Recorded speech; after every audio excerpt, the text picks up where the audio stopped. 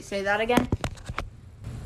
My boyfriend went on your Instagram and called you pretty, so, like, I really don't want you to be in my life anymore. Because he called me pretty? And you're not that pretty, to be honest. You just sound insecure. So you don't want to be friends because your boyfriend thinks I'm pretty? Yeah. But you would be friends if he thought I was ugly? Yeah. Well, what does that say about you? You're a terrible friend. And you're ugly and fat. What? Do you hear yourself? You try to sing, but it sounds horrible. You're horrible at singing, too. That's why your boyfriend slid into my DMs.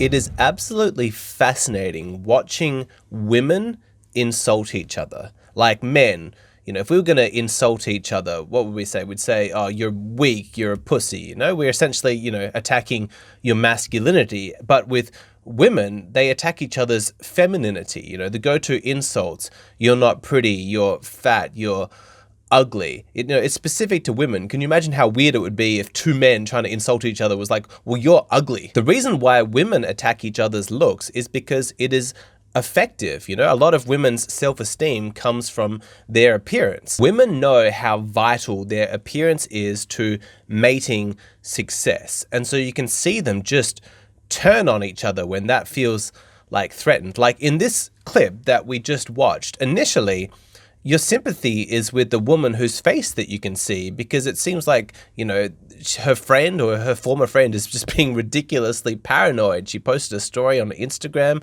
her boyfriend commented on it, and then suddenly she's taking it out on her. And so you're thinking, my God, this girl's innocent, and her friend on the other end of the phone is just crazy. She's paranoid and saying all these awful insults. But then you get that twist at the end. It's like, yeah, well, your boyfriend slid into my DMs, and that smug little look. Like, yeah, he's been contacting me. We've been chatting.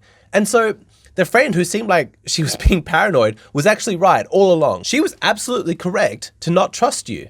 And it's scary because that act, that performance was incredibly convincing, and it's slightly off topic for this video, but man, you just gotta be aware of how good women can be at faking social interactions. Remember, if a woman comes to you with like a sob story where she's the victim and it seems really authentic, she's very emotional, yeah, maybe, but try and keep a level head, stay rational, ask questions, try and find out the real story. But I played this clip because it demonstrates how quickly female friendships can turn toxic, how quickly women can turn on each other. And men need to understand this. They need to understand that fundamentally at the core of so many female arguments with each other is the issue of trust. And when there's no trust, like it feels like trust has been betrayed, then suddenly this person turns from my best friend to my enemy. You often see this phenomenon with high school girls that if they want to shore up their friendships or make some new friends, like maybe they're new in school and they're trying to get to know some girls,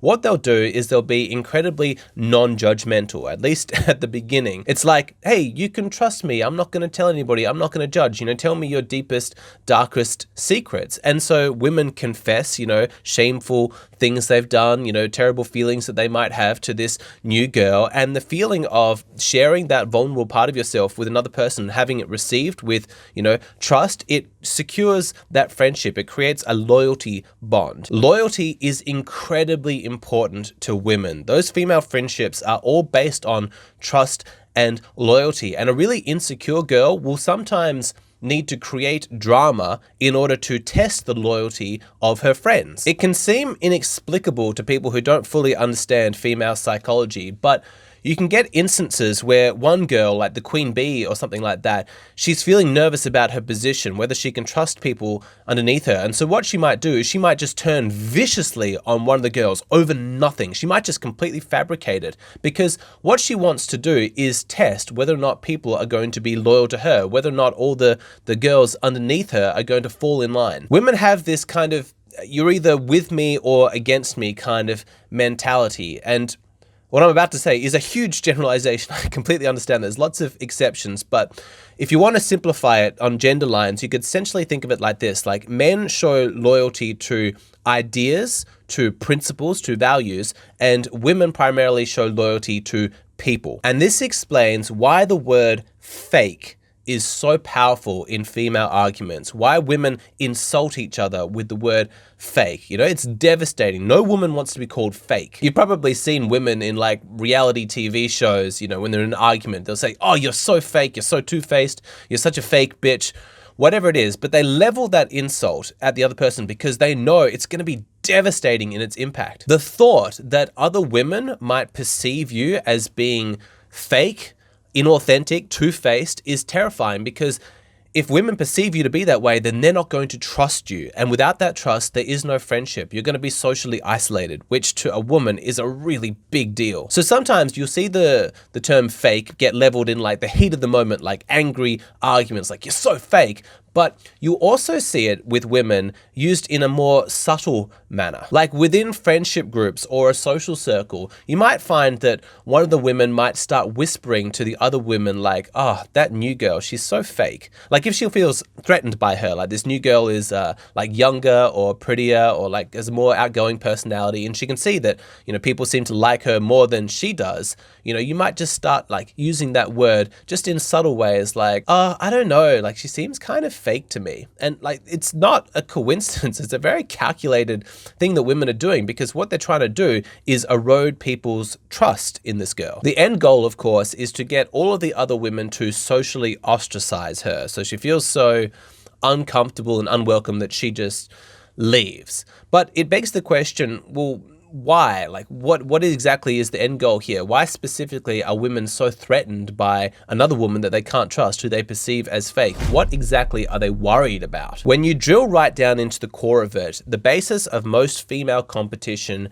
is over mating. You know, the competition for available mates, high quality men. I did a deep dive on that in this video, the 4 ways that women compete with each other. So if you haven't seen that one yet, check it out after this video. But the short version is essentially that women fight with each other over men. Right? It's like what you saw in the beginning of that clip. What's caused these two friends to be so vicious to each other, to lie to each other, to call each other fat and ugly and whatever it is? It's because they're fighting over a man. Men are not really different. I'm not singling women out here. This is just the nature of intergender competition. It's over mating opportunities. You know, with men, it's about trying to jostle and fight with each other to reach the top of the hierarchy, because once you reach the top of the pyramid, the mating opportunities in terms of quality and quantity, let's be honest, of women is much greater. Now, women are similar, but it's less hierarchical. It's more about just weeding out the competition by making those women that you don't like, that you perceive as threatening to you, just completely unwelcome, you know, like shun them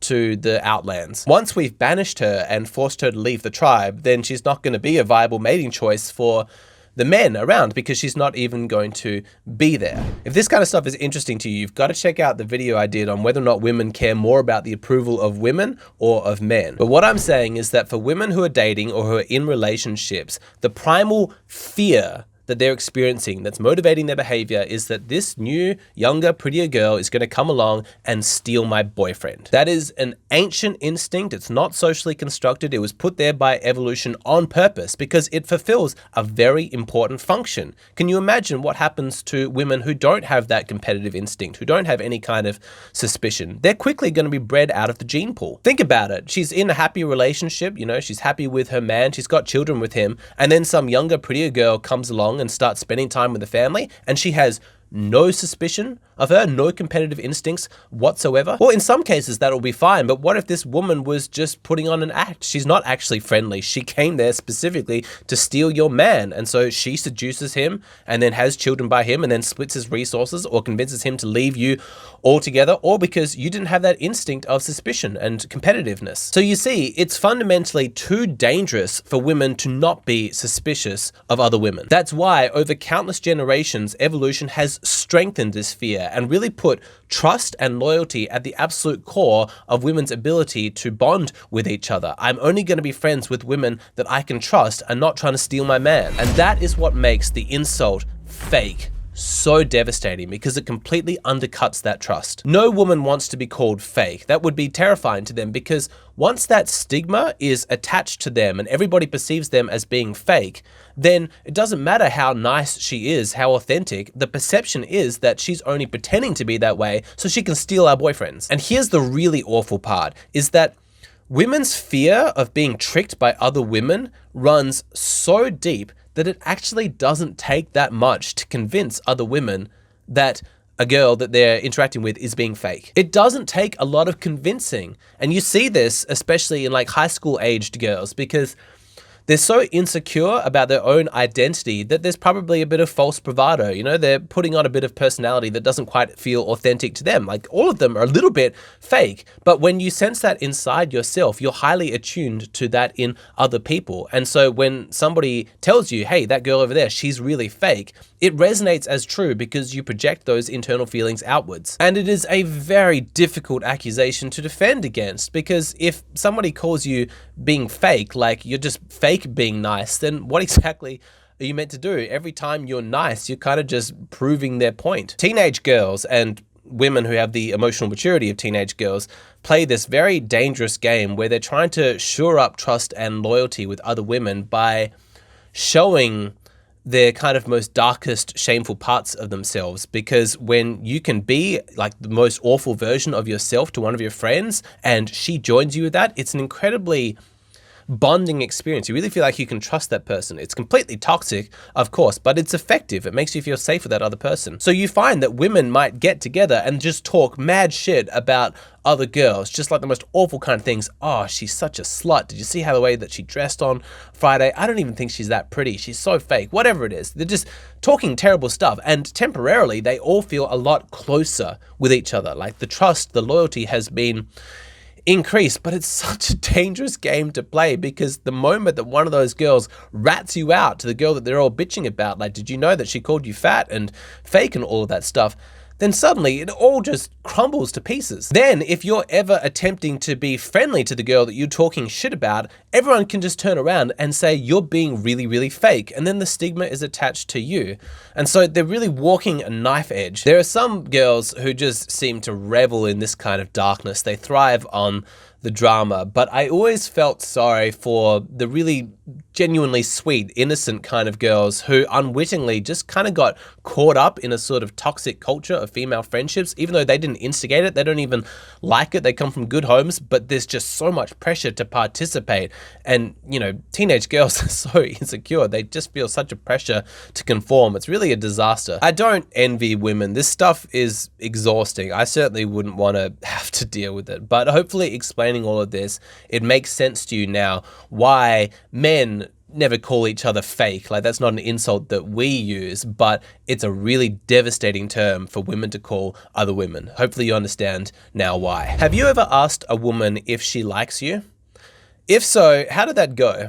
Did it work out well for you? Because I'm going to guess it didn't. It's actually a really bad idea to put a woman on the spot and ask her point blank if she likes you. Terrible mistake. And I explain why in my latest Patreon video. If you want to see that, then please go and sign up on my Patreon. It's just a $5 a month subscription, really affordable, fantastic quality, because not only are you going to get to see that video, but every other video in my back catalog. The value just gets better and better and better. There must be over 200 videos at this point. We have a great community. It's a great way of supporting the creator. I'd love to see you over there so that you can be a part of it.